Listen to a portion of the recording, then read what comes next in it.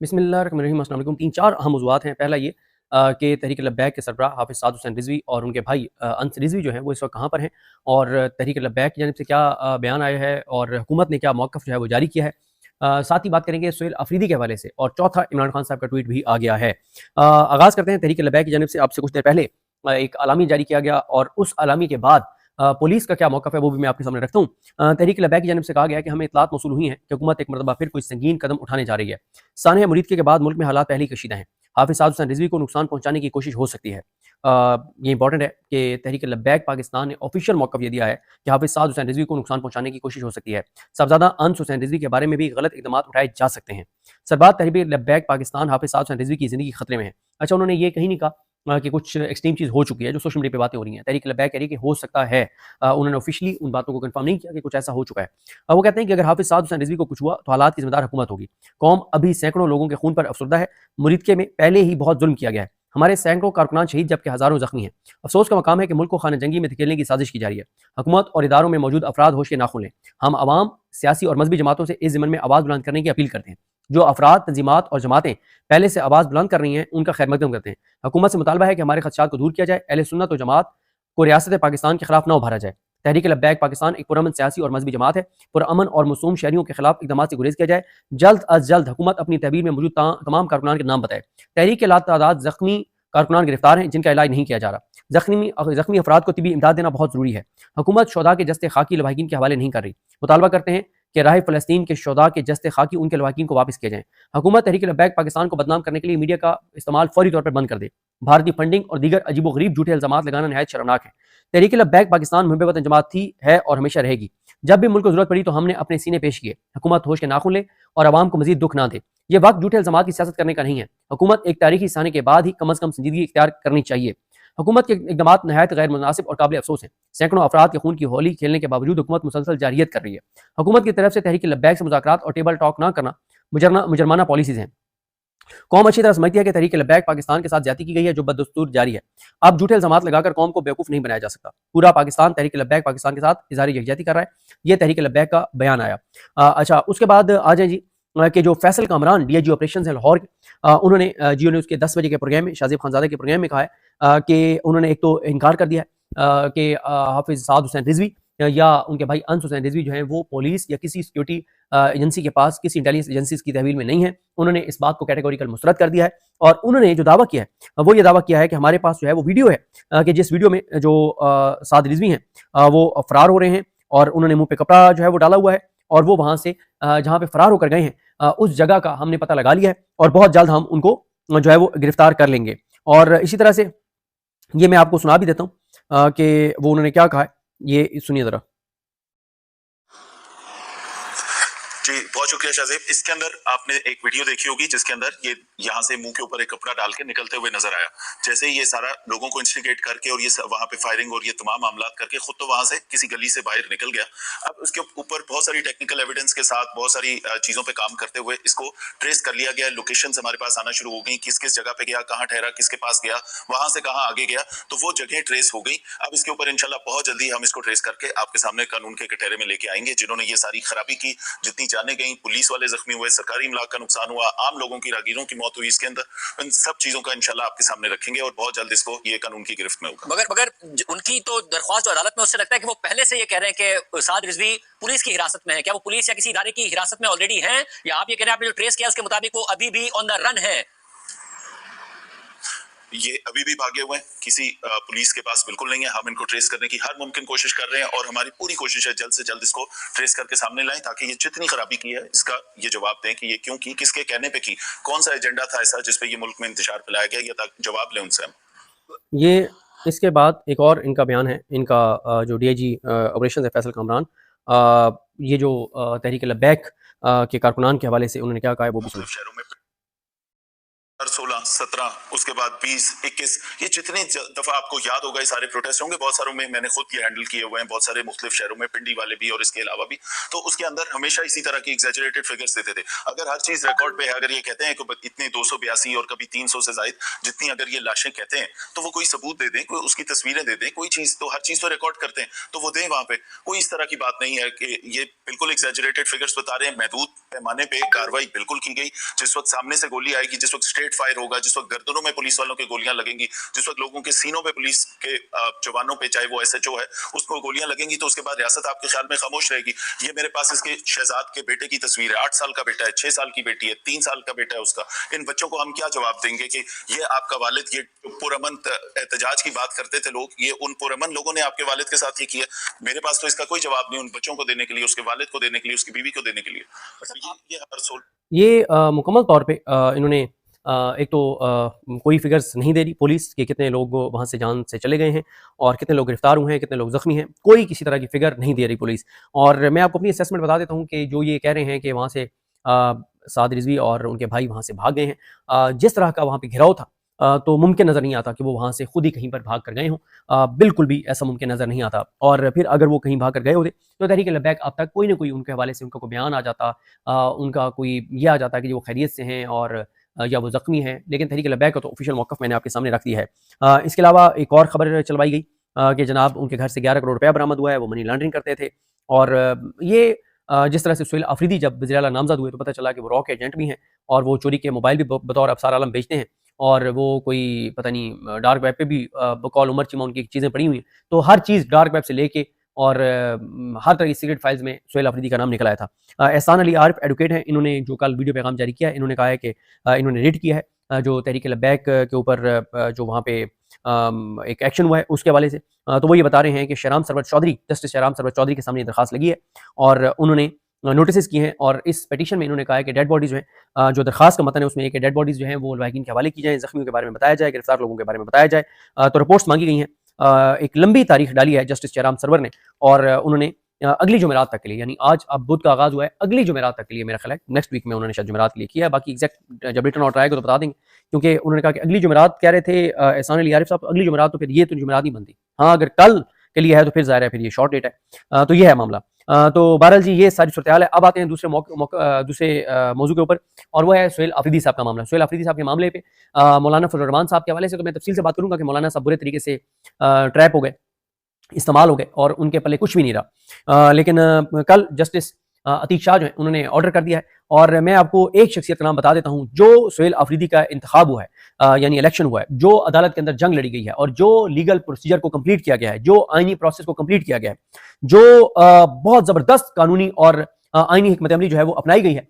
ये सारी की सारी आईनी और कानूनी हिकमत अमली के पीछे अगर कोई एक नाम है तो उनका नाम है सलमान अकरम राजा साहब। सलमान अकरम राजा साहब जो है वो जब KPK पहुंचे, क्योंकि उसी रात इलेक्शन ये कराने लगे थे तहरीक इंसाफ के MPs, तो उन्होंने जाके रोका। उन्होंने कहा कि हमने तमाम लीगल प्रोसीजर को कंप्लीट करना है, हमने कोई किसी तरह का फ्लॉ नहीं छोड़ना। और फिर वही हुआ, उन्होंने प्रोसेस को आईनी तौर पे कंप्लीट करवाया और बहुत एग्रेसिवली उन्होंने चीज़ों को लेकर चले। यहाँ पे एक चीज़ बड़ी हैरानकुन है कि KPK के अंदर, पेशावर हाई कोर्ट के अंदर केस है और ना बैरिस्टर गौर साहब वहाँ पे आते हैं, ना पेश होते हैं, ना इस सारे प्रोसेस का बैरिस्टर गौर साहब हिस्सा बने हैं। मेरी इतला है कि बैरिस्टर गौर साहब जो है वो अब खुद भी साइडलाइन होना चाह रहे हैं और क्योंकि उनकी बात नहीं मानी गई, वो इस बात के हामी थे कि अली अमीन गंडापुर साहब को कंटिन्यू करवाया जाए, उनको ना हटाया जाए। और उसके बाद वो ये भी समझते थे कि सुहेल आफरीदी साहब की बजाय किसी और का नाम दिया जाए। और वो आज अडियाला तो पहुंचे हुए थे और लेकिन वो वहां पे 2-3 दिन से वो नजर नहीं आए पेशावर में।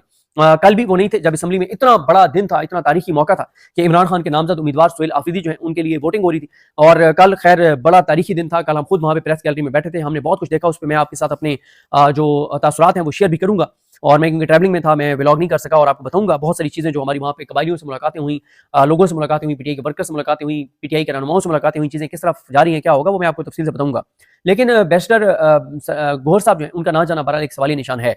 जो सलमान राजा साहब है उन्होंने कल जो है वो अदालत के अंदर जो जबरदस्त दलाइल दिए, परसों भी और कल भी, उसके बाद कोई और वजह नहीं थी कि chief justice Peshawar high court Atiq Shah साहब जो है वो ऑर्डर देते 8-9 सफ़ात का जो उन्होंने कल जारी किया। और उसमें उन्होंने बिल्कुल कह दिया है कि अली अमीन गंडापुर ने जो अपने इस्तीफे दूसरी बार भी भेजा है, फिर असेंबली के फ्लोर पे तस्दीक भी कर दिया, तो बात खत्म हो गई। और वो मैंने आपको बताया था किसी एक इंटरव्यू में, क्योंकि जब मैं केपी की असेंबली से निकल रहा था तो मुझे किसी ने इंटरव्यू किया, तो मैंने उस वक्त उनको याद किया था, या पता नहीं उस वक्त हम जब प्रेस गैलरी में बैठे थे तो साथ रिजवान गंजई साहब थे, वसीम मलिक साहब थे, तो वसीम मलिक साहब खुद कोर्ट रिपोर्टर हैं, तो हम यही बात कर रहे थे कि जब भी ये केस अदालत में जाएगा, हाई कोर्ट में, सुप्रीम कोर्ट में, तो स्पीकर जो बाबर सलीम सवाती साहब हैं, इनकी जो ये रूलिंग है, ये रूलिंग का एक एक लफ्ज बड़ा इंपॉर्टेंट होगा। और रूलिंग जिस तरह से उन्होंने डिटेल से पढ़ी, जिस तरह से उन्होंने वो पूरी तैयारशुदा पढ़ी, जिसमें अदालती फैसलों के भी हवाले थे, प्रोसेस, कानून, आइन, हर चीज की उसमें वजाहत थी, तो मैंने उसी वक्त कह दिया था कि ये जो उनकी रूलिंग है, इसके पीछे जो मुझे दिमाग नजर आता है वो सलमान अकरम नाजा साहब का है। और सलमान अकरम नाजा साहब ने जिस तरह से वो वहां जाकर बैठे हुए हैं, जिस जुर्रत से वो प्रेस कॉन्फ्रेंस कर रहे हैं, जिस बहादुरी के साथ वो चीजें कर रहे हैं, जिस तरह से उन्होंने पार्टी को इंटैक्ट रखा हुआ है, जिस तरह से वो लोगों को हौसला दे रहे हैं, तो इस सारे प्रोसेस में अगर आप किसी एक को मैन ऑफ द मैच कहें तो वो सलमान अकरम राजा साहब हैं। मैं उन पर तनकीद भी करता हूं। एक बार आपने देखा कि उन्होंने बहुत सख्त जवाब भी मुझे दिया, लेकिन जाहिर है हमारा जहां पे हम समझते हैं हम अपनी राय, वो हम राय देने में आजाद हैं और वो हमें रिस्पॉन्ड करने में आजाद हैं, तो हमारा उनके साथ एक एहतराम का तल्लुक है। लेकिन जब बात मेरिट की होगी तो मेरिट पे बात जो है वो की जाएगी। तो सलमान अकरम राजा साहब और शौकत बसरा साहब और ये सब वहां पे मौजूद हैं, और प्रोसेस जो है वो अब आज का दिन बड़ा अहम है, क्योंकि ये तो फैसला आ गया पेशावर हाई कोर्ट से कि, और जो ये लाए थे ना आइन में इन्होंने तब्दीली की थी, वो इनके गले पड़ गया। इन्होंने खुद आइन में तब्दीली की थी 26 आईनी तरमीम में कि अगर किसी सूबे का गवर्नर हलफ नहीं उठाता लेता वज़ीर आला से, तो फिर वो चीफ जस्टिस जो है वो किसी को नामजद करेगा। अब chief justice Peshawar high court Atiq Shah साहब ने आज 4 बजे तक का टाइम दिया है, बुध 15 अक्टूबर 4 बजे तक के गवर्नर जो है वो हलफ ले, और अगर गवर्नर हलफ नहीं लेते तो फिर स्पीकर जो है वो हलफ लेंगे। स्पीकर बाबर सलीम सवाती साहब तैयार हैं, चंद घंटों की बात है, लेकिन जो ये है फैसल गुंडी साहब, वो आप भागे भागे पहुंच गए, और बाबर इन्होंने बिलावल भुट्टो ज़रदारी ने एक ड्रामा किया। इनको मत इन ड्रामों को सपोर्ट करें, ये सब बकवास है जो ये करते हैं कि जाएं जी वो आपको जहाज देते हैं वज़ीर आला सिंध जो है वो आप जाएं और आइन के मुताबिक आप अदालती फैसले पर अमल दरामद करें और हलफ लें। ये सब बकवास है, ये सब ड्रामा, ये सब फ्रॉड है। पिछले 3 साल में जो कुछ मुल्क के अंदर हो रहा है, हर चीज को बिलावल भुट्टो ज़रदारी सपोर्ट करता है। अगर बिलावल ने स्टैंड लेना था उस वक्त लेते, जब अली अमीन गंडापुर ने इस्तीफा भेजा और कहते हैं इसको गवर्नर फैसल गुंडी को कि आप जो है वो ये मंजूर करें। अब आप जब अदालत से फैसला ले लिए सलमान अकरम राजा ने और पीटीआई ने, तो अब आपको याद आ गया कि जाएं और आप प्रोसेस को फॉलो करें। ये किसी और को ड्रामे, आप पाकिस्तानी कौम आप बेवकूफ नहीं है, पाकिस्तानी कौम जाहिल नहीं है, पाकिस्तानी कौम को आप पागल नहीं बना सकते। तो बहरहाल जी गवर्नर केपी के फैसल गुंडी इस वक्त पहुंच चुके हैं वहां पे पेशावर, और देखना है कि वो हलफ उठाते नहीं उठाते। लेकिन उससे पहले एक बड़ी रुकावट जो है वो भी खड़ी की जा सकती है, और वो ये है कि मौलाना फजल रहमान की जमात ने इन इलेक्शंस को चैलेंज कर दिया है, और उन्होंने अदालत से स्टे मांगा है कि जनाब आप जो गवर्नर ये अपना इनका हलफ जो है सुहेल अफरीदी साहब का, उस हलफ को स्टे कर दें, रोक दें, और पहले आप इस पिटीशन का फैसला करें। और उन्होंने ये कहा है कि ये इलेक्शन दुरुस्त नहीं हुए, और इसलिए जो है वो सुहेल अफरीदी का हलफ जो है वो रोका जाए। अब जस्टिस अरशद साहब की सरबराही में एक डीबी है, शायद दूसरे जज जस्टिस वकार हैं, तो मेरी केपीके के जिन दोस्तों से बात हुई है तो वो कहते हैं कि जस्टिस अरशद साहब बड़ी अच्छी रेपुटेशन रखते हैं, बड़े जबरदस्त जज हैं, तो वो इस पर स्टे नहीं देंगे। लेकिन बात यह है कि हम जस्टिस सलाउद्दीन पंवर के बारे में भी ये कहते थे सुप्रीम कोर्ट में जब वो आए कि वो एक बहुत जबरदस्त जज हैं, लेकिन उन्होंने पहले ही इम्तिहान में जिस तरह से उन्होंने जो कुछ किया उसके बाद तो फिर पता चल गया कि वो हम, क्योंकि सिंध के हमारे दोस्त हमें बता रहे थे, सिंध हाई कोर्ट को कवर करने वाले, लेकिन साबित ये हुआ कि वो हवा और फिजा के साथ जाएंगे, वो आइन कानून के साथ नहीं जाएंगे, वो अपने हलफ के साथ जो है वो नहीं जाएंगे। और जस्टिस सलाउद्दीन पंवर ने जस्टिस मोहम्मद अली मजहर और जस्टिस शाहिद बिलाल हसन के साथ मिलकर और इस्लामाबाद हाई कोर्ट के 5 आजाद जजेस की पिटीशन को मुस्तरद किया, जो उन्होंने जस्टिस जोगर की ट्रांसफर और सीनियरिटी के हवाले से, और जस्टिस खादिम सोमर और जस्टिस आसिफ के हवाले से जो पिटीशन थी उसको मुस्तरद किया जस्टिस सलाउद्दीन पंवर ने। और उनकी वजह से ये सारा जो जस्टिस जोगर बने वो उनकी वजह से बने, सलाउद्दीन पंवर साहब। क्योंकि देखें मोहम्मद अली मजहर और शाहिद बिलाल हसन साहब से तो किसी को उम्मीद ही नहीं थी ना, वो तो सबको पता था कि वो क्या फैसला देंगे, लेकिन इनके हवाले से बहुत उम्मीदें थी, जो उम्मीदें टूटी हैं सलाउद्दीन पंवर साहब के हवाले से। तो इसलिए मैं अभी ये नहीं कह सकता, बहरहाल आज पता चल जाएगा। जस्टिस जिस तरह मैंने बताया कि अरशद साहब के हवाले से कहा जा रहा है कि वो अच्छे जज हैं, तो पता चल जाएगा आज कि वो कितने अच्छे जज हैं। और आज इस हवाले से आज का दिन बड़ा अहम है, और अगर स्टे नहीं मिलता तो फिर ये जो है क्या नाम है इनका, सुहेल अफरीदी साहब वो हलफ जो है वो उठा लेंगे।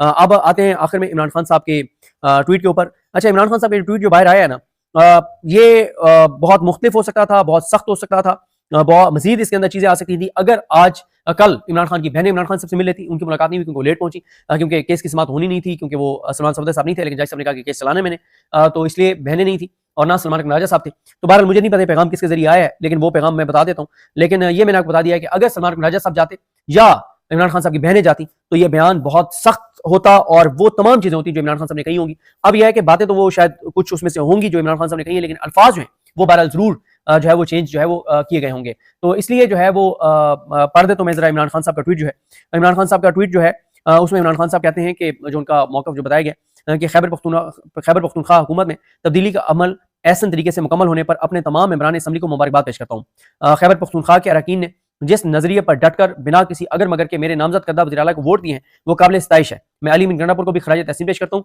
जिन्होंने बगैर किसी तरद्दुद के एक नहीं 3 मरतबा इस्तीफा दिया।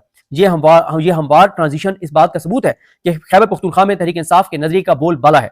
सुहेल आफरीदी को खुसूसी पैगाम देना चाहता हूँ कि वो मेरा ओपनिंग बैट्समैन है, लिहाजा खुलकर खेलना चाहिए।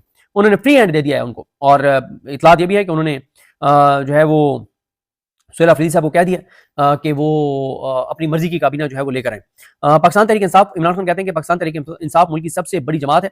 इससे मुंसलिक लोगों को सिर्फ इसलिए गद्दार कह देना कि वो किसी पॉलिसी से मुतफिक नहीं, इंतहाई खतरनाक अमल है। इस बुनियाद पर गद्दारी के सर्टिफिकेट बांटने और रियासत मुखालफत का लेबल लगाने वालों की दुकान बंद होनी चाहिए। बतौर सियासतदान ऐसी किसी भी पॉलिसी पर तनकीद करना मेरा हक है जो अवाम के मफाद, मुल्क की सलमियत और जमहूरियत के खिलाफ हो। ऐसी ही पॉलिसी की मुखालफत की है और करता रहूंगा जो मुल्क की मफाद के खिलाफ हो। खैबर पख्तूनख्वा में अवाम ने हमें मैंडेट दिया है और हम DGISPR को नहीं, खैबर पख्तूनख्वा के अवाम को जवाब दे हैं। इसलिए हम पाकिस्तान और सूबे के अवाम के मफाद के खिलाफ कभी नहीं जाएंगे। मेरी फौज से कोई दुश्मनी नहीं, फौज भी मेरी है, मुल्क भी मेरा है और अवाम भी मेरी है।